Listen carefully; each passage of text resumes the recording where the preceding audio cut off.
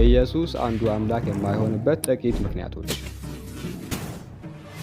አንዱ አምላክ በትንቢተ ሆሴዕ ምዕራፍ 11 ቁጥር 9 ላይ እኔ አምላክ ነኝ እንጂ ሰው አይደለሁምና በመካከልህም ቅዱስ ነኝና የቁጣዬን መቅሰፍት አላደርግም ይላል። ኢየሱስ ደግሞ በዮሐንስ ወንጌል ምዕራፍ 8 ቁጥር 40 ላይ ነገር ግን አሁን ከእግዚአብሔር የሰማሁትን እውነት የነገርኳችሁን ሰው ልትገድሉኝ ትፈልጋላችሁን? አብርሃም እንዲህ አላደረገም ይላል። አንዱ አምላክ በፍጹም ሰው ካልሆነ ኢየሱስ ደግሞ ሰው ከሆነ ይሄ ሰው የሆነው ኢየሱስ እንዴት ሰው ያልሆነውን አምላክ ሊሆን ይችላል? ሁለተኛ አንዱና ብቸኛው ፈጣሪ በፍጹም የሚሞት አይደለም። አንደኛ ጢሞቴዎስ ምዕራፍ 6 ቁጥር 16 እርሱ ብቻ የማይሞት ነው፣ ማንም ሊቀርበው በማይችል ብርሃን ይኖራል፣ አንድ ሰው እንኳ አላየውም ሊያየውም አይቻለውም ይላል። እርሱ ብቻ የማይሞት ነው። ኢየሱስ ደግሞ እንደሚታወቀው በክርስትናም ትምህርትም የሞተ ነው። የዮሐንስ ራእይ ምዕራፍ 1 ቁጥር 18 እንዲህ ይላል፣ ሞቼም ነበርኩኝ እነሆም ከዘላለም እስከ ዘላለም ድረስ ሕያው ነኝ ብሎ ይናገራል። ሞቼም ነበር። ስለዚህ ኢየሱስ ሞቶ ከነበረ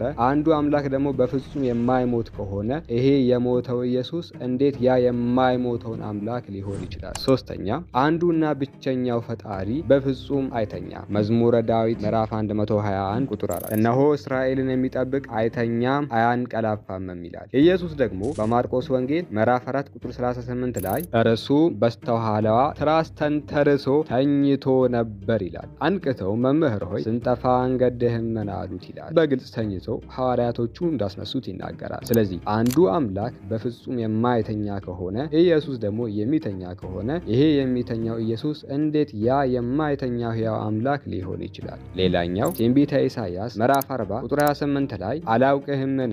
አልሰማህምን?